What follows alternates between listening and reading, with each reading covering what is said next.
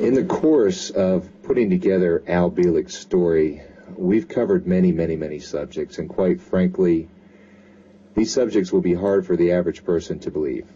So in an effort to add more credibility and verification to Al's account of his life, we look to find others who also participated in some of these secret projects. One such person is Stewart Swerdelow. You've heard Al talk about the many years and many projects he participated in at Montauk, a secret base on the northern tip of Long Island. One of the most disturbing segments was his discussion of the mind control project. Stewart claims to have also been part of that project, and this program will explore his perspective of that experience. Stewart, welcome to the program. Thank you. I personally appreciate you being here. I appreciate the opportunity to speak. Oh, great. Why don't we start out with some background? Were you born and raised in New York?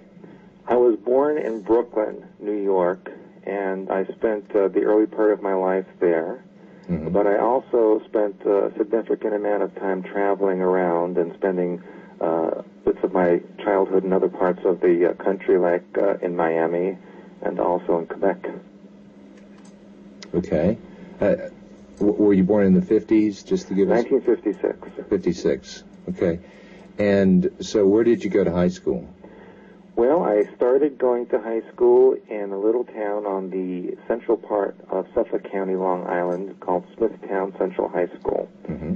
which since that time has greatly expanded and split into two different schools. And during your high school years, was there anything different about you?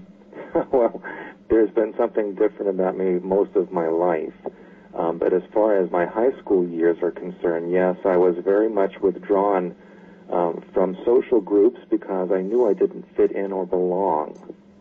And I also had experiences that I could not talk about, nor did I expect anyone to understand. Well, and these experiences that you had, would you characterize them as, say, metaphysical, perhaps? Well, that would be, I suppose, an overall umbrella term to cover that.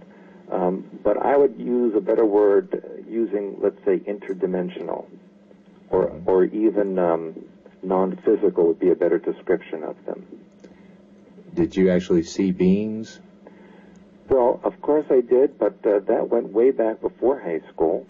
In the very beginning, I did remember as a child having experiences with what I now know to be the alien beings.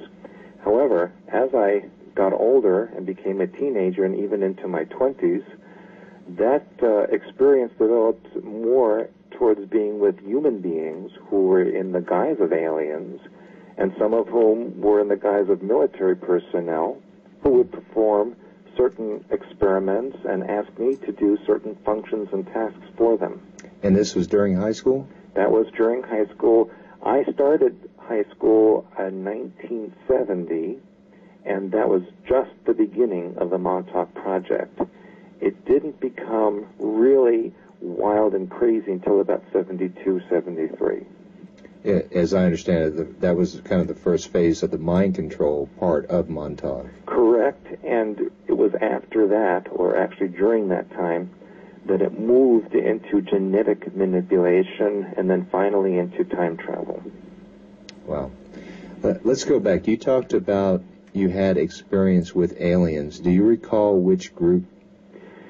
From childhood? Yes. Yeah, from the very beginning, the first memory I have of that was approximately the age of 3. Wow. And when I was in my room alone at the time, I remember waking up and being taken aboard what I thought was a little bus or a car of some kind that was hovering outside my window. And it wasn't very large because I was only 3 years old, and I remember that my head wasn't that far from the ceiling. And there was only one other being in this vehicle who was about my size. Now, it was not the typical gray that you hear about in books and movies, mm-hmm. but rather it had a kind of a plant-like appearance to it, a slight green tinge to it, slimy, very thin, and it even communicated telepathically, and somehow let me know, even at 3 years old, that it lived like a moving plant. And that was my very first experience with this type of creature. That is not the typical extraterrestrial we as humans think of, but, you know, for those who really dig into this subject, there are many references to extraterrestrials who are not humanoid. That's correct, and in fact, it was during that experience, and I wrote about this in my book, Alien Connection. Mm-hmm. This being took me to a platform that was orbiting the Earth, and it was on this platform that I actually met a very wide variety of alien life forms that were in some kind of a council or group, and actually told me about my own creation and genetic inheritance and what I was supposed to do on the Earth. Of course, at 3 years old, I didn't quite understand it. Could imagine. But it was years later that a lot of this information that obviously had been downloaded into my cellular structure started coming to the surface, and I started remembering more and more about that experience. Well, do you think your mother was perhaps implanted to some degree prior to your birth, or there was some manipulation going on while you were in her womb? Well, that's a very interesting question, because I write about this in my Alien Connection book. Mm-hmm. My birth was extremely unusual. In fact, when my mother went into labor with me, she was taken to a hospital that was not completely built yet, and in fact moved her into a wing that wasn't even opened. Back to November, and there was no heat, and it was quite cold. And they examined her and told her that there was no way she could have become pregnant because she had no birth canal. She was completely born with a birth defect that completely sealed up her birth canal, and they told her it was impossible for her to become pregnant. Therefore, they had to do surgery before I was born, while she was in labor, to actually create a birth canal.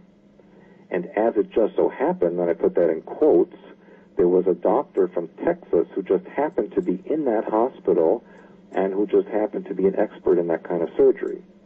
And so he did the surgery, and I was pulled from her womb with forceps, because I was literally hooked onto her pelvic bone. And so they told her that I was consider it to be an immaculate conception, because there was no way she could have naturally become pregnant. And of course, back in the 1950s, they didn't have such thing as in vitro fertilization or anything like that. So she thought she had become pregnant the normal way, and yet they told her that was impossible. So obviously, Stewart, there was some plan for you. You were prepared. Well, I was told subsequently, and it wasn't until I was a teenager, at the project that they told me I was genetically created. I was a manipulated project that was implanted in her womb for a specific purpose. And did they ever tell you who actually did this work? It was a combination of the scientists from Nazi Germany, American scientists, and Russian scientists, in conjunction with an alien group. And do you know who that alien group was? Yeah, it was from Sirius A. Oh, those guys. Yeah. Okay.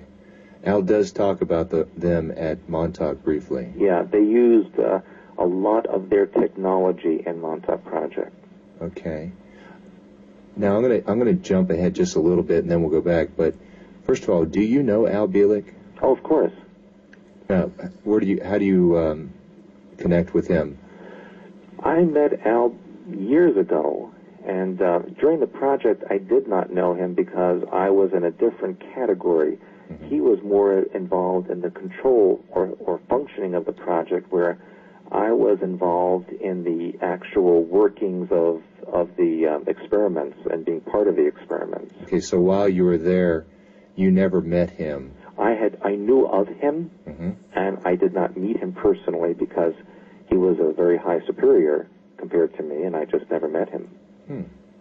It's kind of like being a page in the White House and knowing the president's there but not officially meeting him.